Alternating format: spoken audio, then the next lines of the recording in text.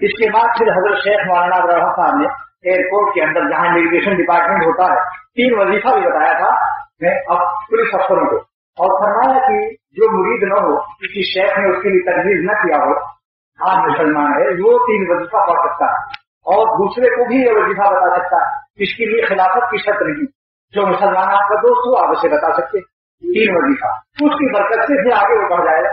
जब मैट्रिक कर लेगा तो इंटरमीडिएट बनने की खुद ही कोशिश करे। लिहाजा 3 वजीफा ये बताया कि ला इलाहा इल्लल्लाह 100 मरतबा पढ़ लिया करो भाई, और 100 मरतबा अस्तगफिरुल्लाह पढ़ लिया करो, 100 मरतबा सल्लल्लाहु अलैहि नबी करीम सल्लल्लाहु अलैहि नबी लम्मी दरूद शरीफ पढ़ो, 3 वजीफा शुरू कर दो। इसके बाद फिर खुद बखुद ये वो तारीख है कि वो आपको आगे उठा ले जाएगी इंशाल्लाह, समझा?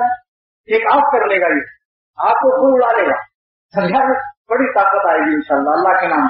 अस्तगफिरुल्लाह से आपकी दराई क्लीनिक होगी, यानी गुनाहों के अंधेरे छटेंगे, रूह पाक होगी है, और ला इलाहा इल्लल्लाह से भी अल्लाह की मोहब्बत बढ़ेगी, गैरुल्लाह निकलेगा, और दुरूद शरीफ की बरकत से 10 रहमत नाजिल होगी, 10 गुनाह माफ होंगे, 10 दर्जा बढ़ोगे।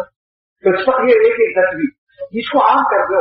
इसके लिए खिलाफत मुरीदी का इंतजार न करो, ये कोई फर्ज वाली चीज नहीं, सुन्नत तो है, मगर इसके लिए इंतजार न कीजिए। हर दोस्त को बताइए, जिसके जितने दोस्त हों आज भी ऐड कर लीजिए कि अपने अपने दोस्तों को ये मशवरा देंगे कि थोड़ा सा रूहानी ग़िज़ा खा लिया करो।